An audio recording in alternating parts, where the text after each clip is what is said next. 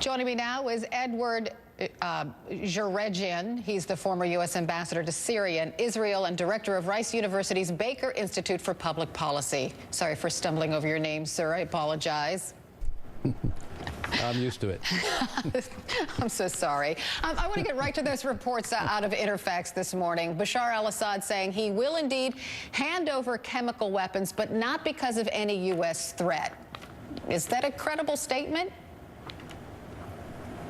Well, it's a face-saving statement. You know, Syria is, compared to the United States and U.S. power, it's a no contest. So it's a face-saving gesture on his part. Do you think he actually will do it, though? Because some people said, yeah, he can say that, but can also hide some of those chemical weapons within his country. Well, that's the real challenge of this Russian proposal, is whether it will be effectively carried out under verifiable conditions, under international supervision, and on a prompt timeline that is not dragged out and is not a formula for excessive delay, whereby nothing is really accomplished on the destruction of the CW capabilities he has, and he continues to really confront his own people with his relatively superior military forces against the opposition. So this has to be something that is very effectively managed by the international community, especially the United States and Russia. And that is the devil is going to be in the details on this. I think that's absolutely true. And going back to this statement from Bashar al-Assad this morning, how does this enter into the discussions that will be going on later today between Secretary of State Kerry and the Russian foreign minister? Well, I think Secretary Kerry's major mission is going to try to put the to really cross all the T's and dot the I's on what exactly this Russian proposal means and what the Syrians have actually committed to in their discussions with the Russians on carrying out the opening up their chemical weapons inventories to the international community for inspection, for control, and then dismantlement.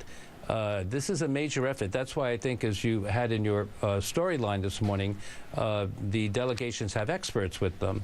And this is very important because one has to start this on a rapid track.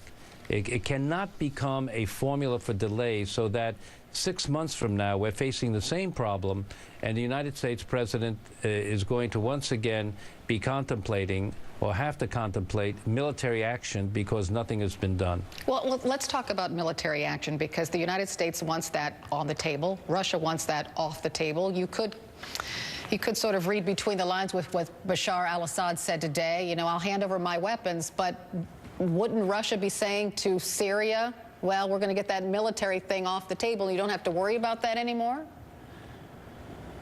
Yeah, and that actually is, I think, a bit contrary to our own interest, because the very fact of the United States contemplating military force against Syria obviously focused the minds of the Russians and the Syrians, and they did come up with this proposal that both sides have been discussing in recent weeks. So I think the potential and the threat of military action will continue to focus their minds to actually get an agreement done on chemical weapons dismantlement. If you take away that threat, I think it will really not be an inducement for the Syrians or the Russians to move forward. Now, Putin's op-ed that you mentioned, it's really a fascinating op-ed. It's a beautiful piece of propaganda by the Russians, but it's really muddled.